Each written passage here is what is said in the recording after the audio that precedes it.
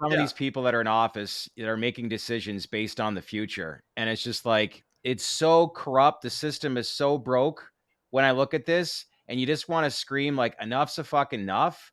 Like, Yeah. enough is enough. Hey everyone, thanks for checking into our latest Trade to Black podcast. Good to see everybody. Hope you're having a great summer. I'm your host, Shad Dales. We welcome in Benjamin A. Smith, lead financial writer, and Anthony Verrill, who is a millennial investor. Good to see you boys. I was off this week, but here I am back towards the back end of the week. And how was the week, Ben? Yeah, week was good. There's a lot of news going on. Surprisingly, even though the Senate is kind of shut down, Congress is shutting down for the summer recess, but a lot to talk about. Yeah, that's for sure. How is this good old weather in southern Florida here at the end of July, Mr. Verrill? Raining. Rain, and rain. Doing exactly what it's done for the past month. Has it It's really? raining and hot. Yeah. Well, I'm not gonna lie. I mean, I'm not a climate change conspiracy theorist, but the weather's kind of fucked up right now. July was they just reported hottest month ever on the planet. I mean, it's looking like Phoenix, Arizona, for the first time ever, is going to average 100 degrees Fahrenheit for the month of July. That's hot. And think about this. This is the crazier stat. They're not going to see cooler temperatures than a low of 90. That's crazy. That's pretty hot. I mean, I'm a little skeptical on it, as we've only been tracking the historical weather for so long. I know. And this planet, if you want to believe what we think, it's been around for a very, very long time. Well, so it can ebb and flow, but it's getting a little shaky out there. They say the data doesn't lie and the weather doesn't lie either. Like, it's been hot, real hot. It's hot. Yeah. It's hot. It's staying hot. Usually this time of year, especially in cannabis, we have the summer doldrums and not much going on. But let's kick off. Our boy Matt Gaetz, congressman, really liked what he had to say. Earlier this week, he questioned DEA Administrator Ann Milgram before the House Judiciary Committee on why the Biden administration has not descheduled cannabis from the Schedule I drug classification list. The hearing, quote, oversight of the Drug Enforcement Administration, examined the administration's operations, including its handling of America's unprecedented fentanyl and opioid crisis. Ben, let's start with you. What was your take on Matt Gaetz' comments? I loved it, for the most part, to bring attention towards the industry. How about you? Yeah, I loved it. I loved it. Anything that brings pressure to a federal head in a congressional committee is warranted, right? The more pressure, the better. And furthermore, he cited a very important study by two PhDs that said basically that states with medical marijuana programs have a 24.8% lower incidence of opioid mortality. And that's important too, because it really highlighted the fact that cannabis is a good it helps the opioid crisis. It's a very important part of that. And so I think by highlighting that fact, and again, talking about the reschedule review, why hasn't it happened yet? Why hasn't Biden done anything in 2+ years in office? I think those were really important points. And, obviously received a lot of attention on the Twitter sphere and on social media, and rightfully so. More pressure is good.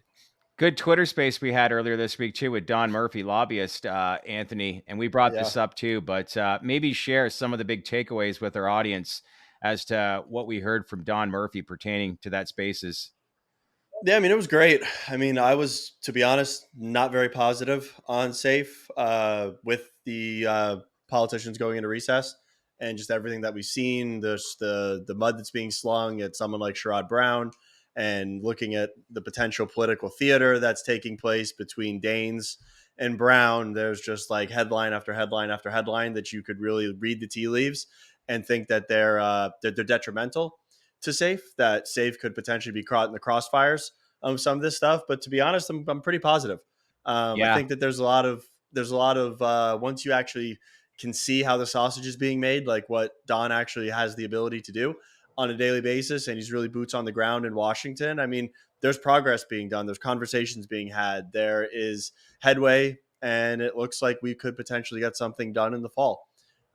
It would be awesome to get something done, especially in the climate that we're in right now, when you have headlines such as Citibank shutting down Jason Wild's personal bank accounts, as well as several other accounts of his. You have MasterCard saying that they are going to mandate that the cannabis dispensaries that are currently allowing their debit cards to be used as payment need to be halted immediately and indefinitely. That's being read as kind of two sides of the coin, Yeah. as some people think that it is the financial institutions basically saying, guys, we're not it's not that bad now, but it can get worse Mm-hmm. if you don't act now, and time is of the essence. But I thought the space was great. It was great to get the audience involved, get some questions from the audience, as everybody's really dialed in on safe. But it was good. I mean, and I definitely left with a positive I mentality, with a more positive mentality than I did before the Yeah, spaces. it's not a matter of if, but when, as far as getting that ninth co-sponsor. I know a lot of investors in this space would like it to happen at some point, but the impression that I got is that it's going to happen at some point this fall. I also, Yeah. learned like the MasterCard fiasco this week, short-term pain for the industry, but actually this could be a long-term gain for the industry because as we brought this up, is this actually a good thing that draws attention as to your point? This could get even worse if we don't take action now. And judging by what Don had said, this is actually a good thing for the industry to get something done pertaining to safe. Yeah, I mean, I think it's going to give people talking points. I think it's going to show people that it can get worse, and that we need to finally get this done. However, now that I kind of got the gears spinning and I'm really playing the tape back of what we heard last night, there was probably only one thing that was glaring to the negative side that really does scare me, and it's around Section 10. And when we talked about Section 10, with the implications that it has potentially on firearms as well as oil and gas. Those are two sectors in the United States, especially from a politically driven perspective, that you can't touch. Yeah. They have a lot of money. They are deep, deep, deep in a lot of politicians' pockets, and they're powerhouse industries in this country that they don't get fucked with. They mostly do the effing in the other direction. So I am very going to pay very close attention to the headlines and the progress that we see around Section 10, because you can best believe that if it's going to impact them in a negative light, I don't want to be the bearer of bad news, but politicians are not going to give cannabis a win to the detriment of firearms and oil and Yep. gas. Well, that's what scares me That's the most of what I heard last night. I actually yeah, wasn't. I was pretty neutral. It's a great space. Don is a yeah, fantastic resource. I came away neutral on the whole thing. Basically, not because basically for that reason that you mentioned, right? That it's not going to be segregated out. There's not going to be a special carve out for cannabis. It's going to apply for all those industries. And if they haven't agreed yeah. now, and especially when they reneged on the framework that Don mentioned, that there was a framework in place before this whole process, and now some members are getting cold feet, right? So that kind of scares me a little bit. I do believe Don is right. He's going to get that ninth co-sponsor Republican, so that's not going to be an issue. That's all but guaranteed, in my opinion. But will they get an agreement on Section 10 when it affects other industries that they want to, maintain tight control? That is a scary proposition. When you look at the track record of Congress not getting it through 7 times through the House, Yeah. history's not on our side. So I hate to be the bearer of bad news, but that aspect of it really concerns me. Yeah. One thing that grabbed my attention, can you guys both say the word I? You know where I'm going with this, right? Diane No. No. Feinstein? I? Oh, Oh, uh, I'll take it. Like, I'll take it. I don't care if it's disingenuous. I don't care if she's just being told what to do. If she wants to come on and co-sponsor and give the bill merit, thank you to her staffers for pointing her in that direction. yeah. I mean, I'll take it. It's not net negative, but yes, I mean, it is pretty funny that on the same day that she's being told what to say on a live, I think, appropriations committee, is the same day that she decides that she wants to co-sponsor the SAFE Act. Well, one thing that we learned, all these congressperson or congressmen and congresswomen that were against the war against drugs definitely are in the ear of a lot of lobbyists for many, many years. But one thing that Don definitely mentioned to us last night was this is definitely a generational thing when it comes to some of the new age Congress people that are involved. Obviously want this to move and are dumbfounded as to how this is still a Schedule 1 drug. But, you know, if there's any speculation about whether cannabis is a generational position on how people view it, I got the impression that that was pretty much affirmed and confirmed by Don during that spaces.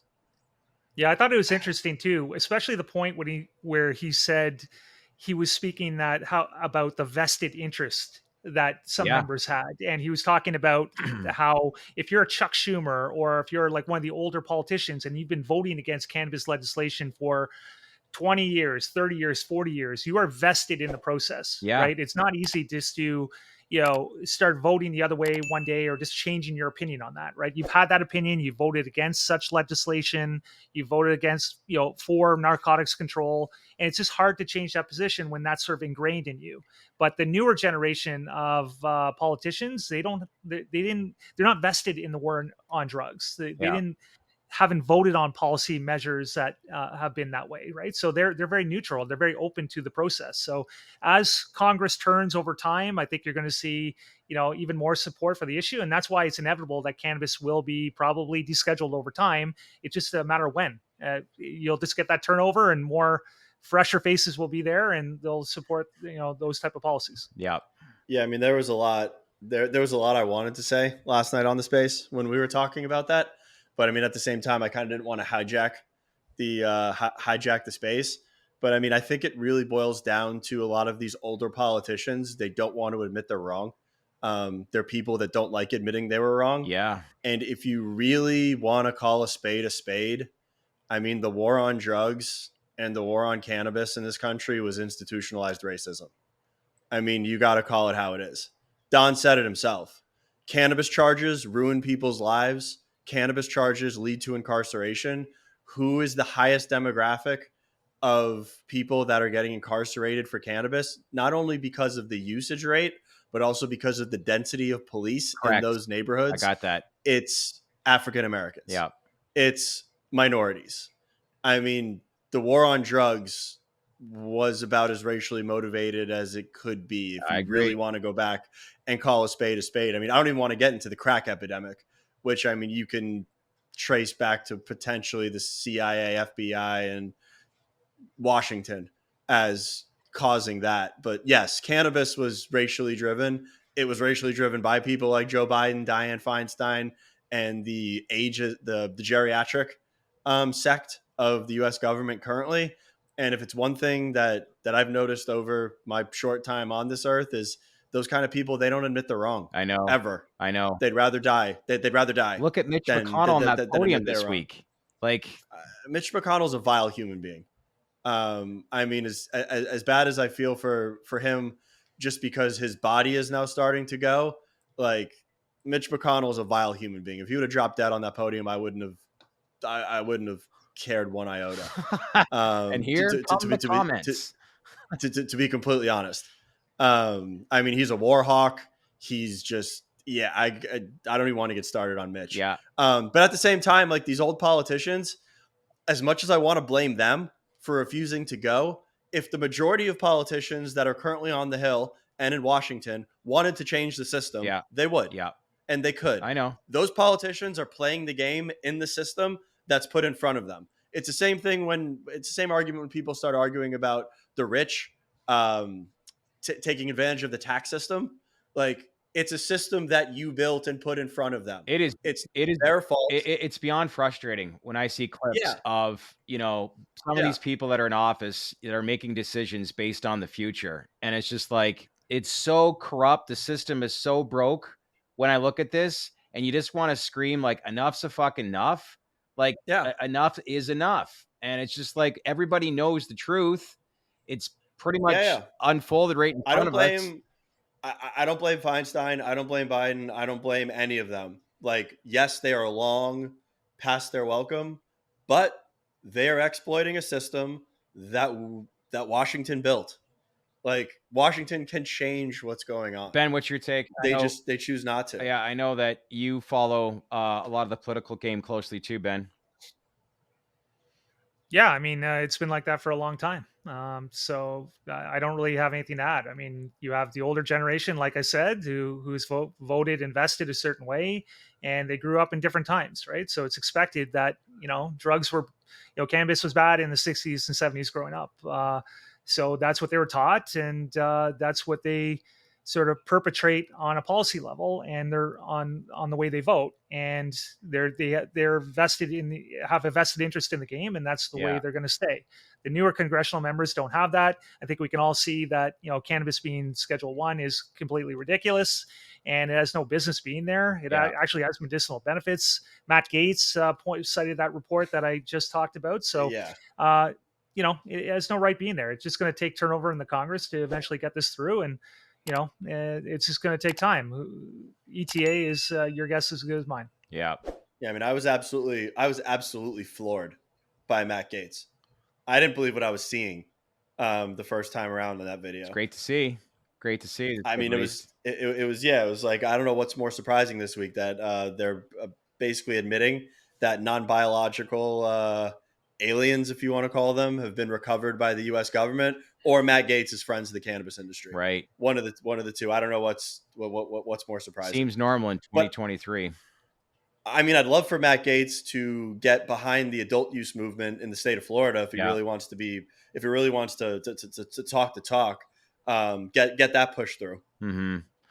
I want to switch now. This is interesting news. Earlier this week, Chairman of Curaleaf, Boris Jordan, tweeted out, quote, "Great news. German draft cannabis legislation to be approved this summer with a January 1 start 2024.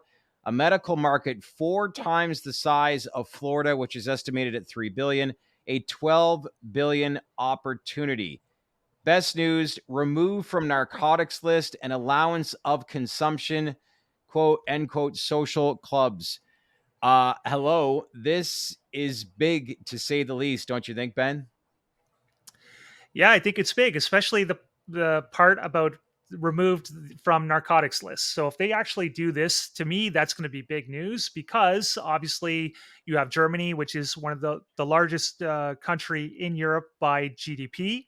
So they're obviously the big player there. And if they're willing to take this off their schedule list, and I assume that to mean deschedule, Yeah. then why can't we do it here? I mean, why can't Becerra do it here? Like Matt Gaetz said, why hasn't it been done already? It obviously clearly doesn't belong on Schedule 1. So, I mean, to have another big Tier 1 nation take that lead and take that step, hopefully it's something that, Secretary Becerra from HHS can look at and say, okay, Germany's doing it. Maybe that gives them weight to, do it themselves. And if it's done here, they'll absolutely be huge for the industry. Big tweet by Boris Jordan, right, Anthony? I mean, it was huge. I mean, I'm not going to lie that after I'm rereading it right now, it seems like a best case scenario for Germany. But if Boris is right and that is how it's going to roll out, I mean, the investment thesis that we've been preaching on this show about Curaleaf being diversified into the European market, I mean, that plays out pretty well. Mm-hmm. If Curaleaf is smack dab in the middle of something that's potentially 4x the size of the Florida market with a $12 billion run rate, I mean, do the math. If they have 10% of that market, it's going to be a very, very large revenue driver for them. Yeah. And I mean, if Germany rolls that out, that is, or not is, it could be the framework that will be rolled out for nations that want to legalize cannabis. I mean, everything from consumption lounges to removing it from the narcotics list. I mean, it's a check, anything that you would want. Yeah. It's great if that does happen. I think one of my big takeaways too is that, if I'm not mistaken, they were only talking about having consumption lounges with the regulations a few months back. So to have a full medical market is definitely a very positive event if they go that route. So I know they scaled back originally; they want to have full recreational, and that got scaled back. And then we were hearing just for a time it would be just be the social lounges. But if we're talking about a medical market like they have in the United States, pre-rec in some of these states, with the consumption lounges and a full deschedule, I mean that would be a pretty one or two steps away from the best case scenario full rec. Yeah. I mean, it'd be, I wish one thing that we haven't been very good at in the cannabis space is getting our messaging right. Because if you're talking about Germany rolling out a full medical market and they're rolling out consumption social clubs, like you're not going to a social club to consume your medicine. Mm-hmm. You're going to a social club to recreationally use a substance. Mm-hmm. By definition. I mean, let's just call a spade here. Like if you're going to legalize it. Don't go on the false pretenses of calling it medical and then also roll out recreational facets of the program as well. I mean, I wish we could just sweepingly legalize cannabis and just let it be. Yeah. At this point, because everyone just keeps wants to keep getting fancy with it. Yeah. Yes, just to add to that point, Anthony, Pablo Zuanich from Zuanich and Associates came out with a note today, and Saw that. just to show you how confusing this is, he's talking about the deschedule versus reschedule issue, and he's actually saying that in his opinion that you can't even reschedule recreational cannabis because it's not a medical product. You can only deschedule that completely, but you can reschedule medical cannabis, right? So Right. it's like you have all these confusing classifications that really kind of muddies the water. No one, and there's actually a debate on that topic as it is that yes, you can, you can deschedule both or reschedule both. So it's really like, why not just make it deschedule it completely and just treat it like alcohol? That's the thing that doesn't make sense to me. Treat it like alcohol. It has lower incidence of, user disorders, of opioid. Like it's obviously got medicinal benefits, but it's less toxic than just regular alcohol. So just treat it as such. If you do that, then you're treating both markets equally. You're granting access, and yet it could still be controlled like alcohol. One thing's for sure that I've learned about the U.S. government over this time, especially covering this space, is that they do not like change. They like full control from what I see, and whatever model has worked for them in the past, they want to stick to that. Whether it's look at the stuff that happens in crypto, right? It's the back end money that's involved. But and there's a lot of generational wealth. Yes. In this country that was built on the back of the alcohol industry. Yeah. Big time. A lot of it. Lots. You got 100 years. 100 years. Think about that. Oh, yeah. But the model doesn't even work, right? I mean, I guess you can say the model worked, the quasi, medical recreational system. I guess it does. I mean, work, but there's a way to streamline that, and it's not working for a lot of operators. A lot of dispensaries are not making it with undue taxation, and it's just very complicated. It's very much. Even Matt Gaetz pointed this out that you have a framework. He actually asked, Administrator Milgram, how do you work within this framework? Because it's different whether you have like the hemp and the farm bill and 0.3% THC classification. And obviously when it's seedlings, that's different from when it grows, and the THC content can change. So it creates all these complications. You have medical rec programs. Some states are medical, like there's just the entire framework is all muddied, right? So yeah, I mean, I could tell you the exact reason, and no one's ever going to say this in politics, the exact reason why there's medical marijuana, and it's to make money on the front end from the consumer on a recurring basis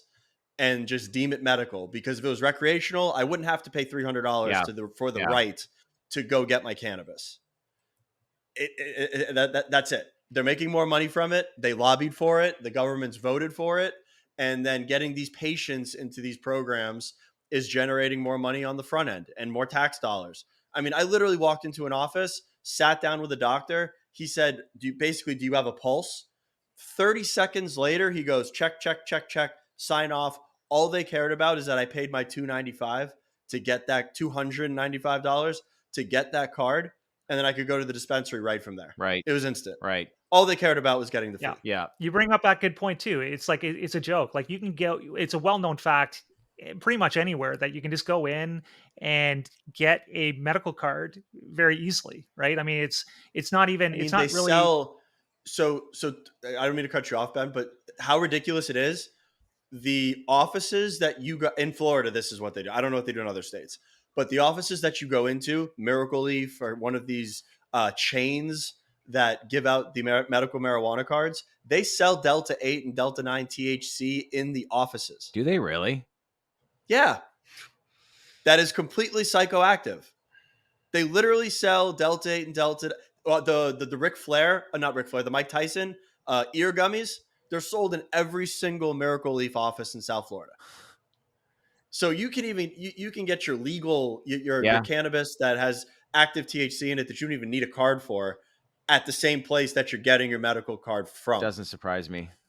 No, it's ridiculous. All it is just getting money from the consumer's wallet. You know, that is it. We're gonna be in New York next week. We should actually go around to some of these illegal dispensaries, ask questions pertaining to their business. I don't know what kind of questions, but we'll figure that stuff out. But hey, leave a comment below. We'll be in New York next week. Let us know some questions as who we should speak with if we go in and see some of these dispensary owners. I think that would be interesting, and maybe share some of the stories that you learn from your experience from the state of Florida and give comparisons between the two states. Yeah, I mean, I think it would be great. I think we just need to be careful what we're saying, and also not lead on that we're related to the legal cannabis industry, because people in New York don't really have the best attitudes. How many illegal dispensary I would owners have would love two guys with cameras coming in with mics? I think it's going to be a Correct. task, to say the least. Correct. I think we can get a couple Yeah. if we're just cool and just walking off the street, just like want to talk to them. But yeah, I mean, we got to figure out how we can attack that. Yeah. Because I'd be inclined to tell you to pound sand if I was one of the operators. Yeah, of course. One thing's for sure that I listen to you guys back and forth, like the medicinal market. Like, the industry is evolving, and as it evolves and grows and continues to grow, so does the banking opportunities. Like, there has to be more opportunities as you start to build more and more of a foundation. And I asked, Don last night, like, do you think we're any closer today with descheduling and safe banking versus, say, 12 months ago? And he's like, we're getting closer every single day. Like, it's not a matter of if, but when. And I know that, Ben, you think you went away from yesterday feeling very neutral, but I get the impression that, when you get news like MasterCard shutting things down, it's actually going to shed more light on the industry and how it needs to adapt and evolve. Yeah, I mean, I think by de facto, every day it's going to get more towards descheduling because, like I said, the younger generation is going to seize more power over time, and when they do, they're not vested in the war on drugs, and they haven't been propagandized to that sort of messaging. So that is a given. In terms of the neutrality, that's just more on the current safe banking bill, just because when you have a bill that with the terms agreed upon purportedly, and then there's sort of reneging on that, and it's affecting more than just the cannabis industry, that's a big red flag to me. So we'll see. I mean, we're hearing all the right things from Schumer. He came out yesterday and again put safe banking on his priority list for September. Yeah, that was and interesting. that's good to hear. Yeah, because if you don't hear that, then it's going to be way down there. So at least it's going to be up there. Now, we've heard this talk before, so I don't really give it much credence. But can they get together on Section 10? I think the will is there. It just,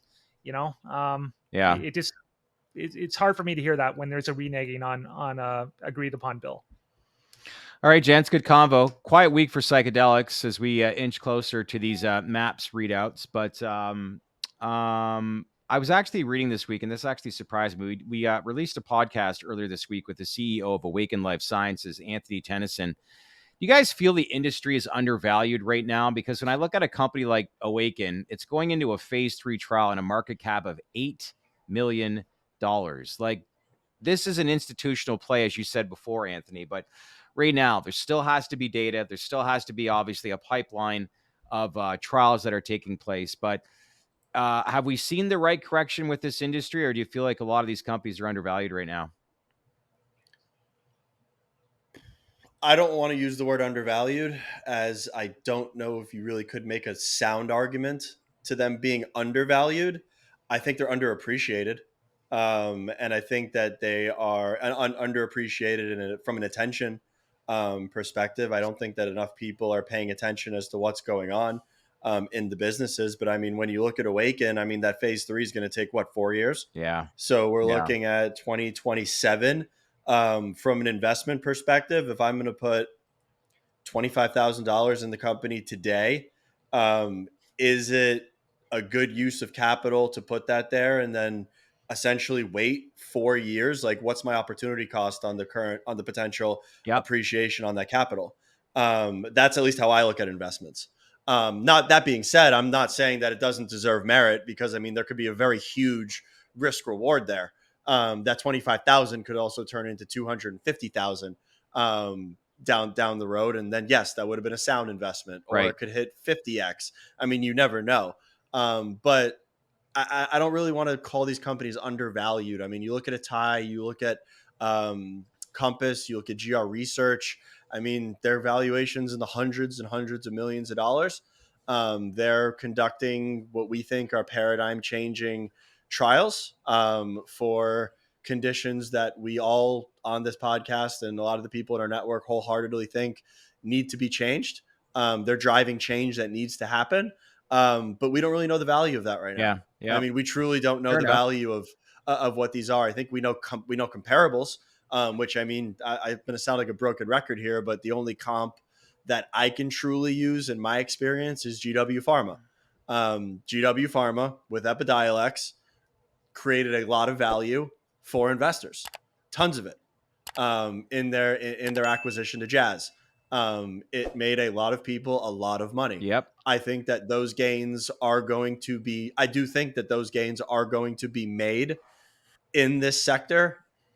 I'd be lying to you if I said I knew that any of the companies that are there right now are going to do We that. talked about it. Yeah, Um, we talked about it last week, Ben. The Spravato numbers year over year, like those are some pretty yeah. staggering numbers to say the least. But makes you think if this is a sign of things to come, right?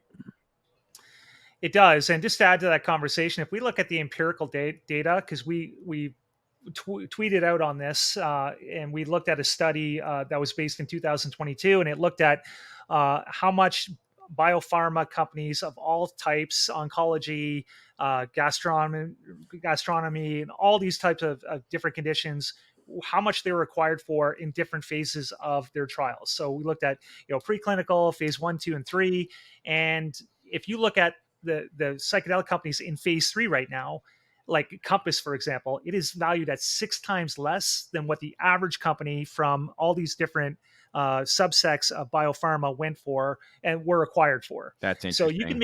you can make a real strong argument that some of these psychedelic companies are undervalued. Of course, there's only a few in phase 3, but the ones that are deeply discounted based on the average acquisition price. But you got to keep in mind, there's a lot more hangups in this field. For example, psychedelics, we have no history of drugs going through. The drugs that are being tested are on the restricted list or scheduled list. Yeah. There's a lot of different moving parts. Like Anthony said, the time lag. Some of these trials aren't going to be done for 3 or 4 years. So there are reasons why they are valued less. But if you look at the pure numbers, you can make a strong case that, some of these psychedelic companies are undervalued. Yeah, I mean, just to be completely honest, I mean, my personal wealth, I mean, I look at cannabis, crypto, psychedelics, and then I have a bunch of tech and macro stuff that I have money in as Yep. well. If I was to bet, and this might shock people, but if I was thinking about those 3 verticals, what probably has the greatest potential to return to return on investment in the next 5 years, I'm kind of betting on psychedelics. Yeah. To be honest, and that's only because the just complete uncertainty around cannabis, and just the current state of the capital markets. Crypto, no one knows where the hell that's going to go, to be honest. I believe the most in psychedelics right now. That being said, Ben, I think gives a very strong argument looking at the empirical data that fundamentally you could argue that these companies are undervalued, but there's too many unknowns Yeah. to really drive that argument home. But I do think that psychedelics is where the value is going to be created if you're looking at those 3 emerging verticals that are all caught in the same bullshit, which is political regulation. Just a quick thing here too.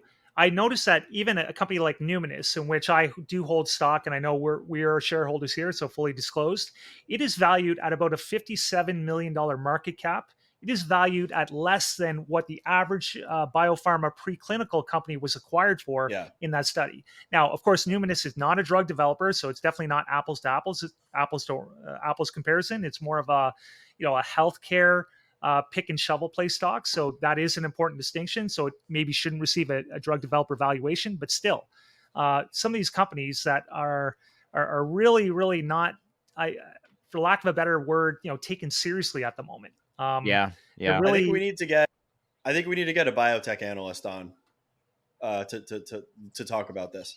Great idea. From a fundamental perspective, someone that's investing in, I'll call it mainstream biotech, that can speak to these valuations from a preclinical through phase 3 perspective, and then comp it to what's going on in psychedelics right now. Ben, reach out to Elmer. Justify our arguments. Yeah, Elmer, come on the show. We'd love to have you. What shop is he with again? Oh, EF Hutton. EF Hutton. Yeah, we'll have him on next week. Actually, that's a great idea. I would love to hear what he has to say, because I'm all ears. Okay. All right. Well, that wraps up this podcast. A quick reminder, all views of the Traded Black podcast and the guests on this podcast are purely opinion. You should not treat any opinions by us or our guests as investment advice, and the views on this podcast are solely intended to be informational and are not investment advice. Good stuff, gents. Cannabis, crypto, psychedelics. 5-year trajectory. Mr. Verrill's going with psychedelics. Boom! As of right now, psychedelics.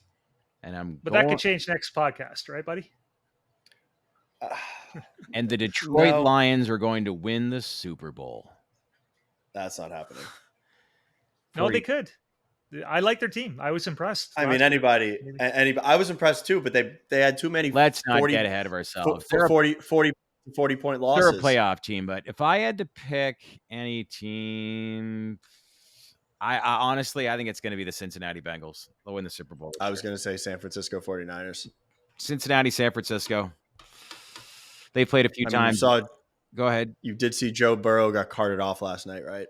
How serious is it? It's a left calf strain. Oh, he'll be fine. Yeah. Stay healthy, because their rookie contracts are about to expire. They need to win and win now. The window of opportunity to win it all in the NFL. Then again, here I am contradicting myself. I mean, look at you before the show. You were saying that Josh Allen's time has passed. Buffalo's a great team, but I almost feel like their window might have closed, because look at the AFC; it's stacked. You think Josh Allen is at his peak? No. I don't think Josh Allen's at his peak. I just think the team in general, like the window of opportunity to win, is so small. I hate to say it, but I'm a Cowboys fan. And when Dak and Zeke came out as rookies, are you? Yeah, they came out back in, what was that, 2016? Are you a Cowboys and Lions fan? Well, I live close to Detroit, so I really like the Lions. But I've been liking the Cowboys ever since Tony Dorsey. I hate the Cowboys. I like the Lions because they're an There's underdog. not one conversation I have cool where players. somebody says I like the Cowboys. Like, of course, everybody hates the Cowboys. Yeah. But, yeah, Dak's not the guy either. But what else? No. All I could say is that I miss when the summer ends, but man, oh man, I can get past it real fast because football kicks in. Great time of year. I think we got 6 weeks. 6 weeks. All right, gents. Have a good rest of the week, and we'll check back with you early next week. Awesome. Talk to you guys soon. See you guys. Hey, everyone. So what'd you think of the interview? Did you like what we asked? Is there any information you want to learn more of? Then leave a comment below and let us know what you think. As usual, share this video with your network, smash that like button, and most importantly, make sure to subscribe to our channel, because we would not be here without you. Thanks for watching, everyone.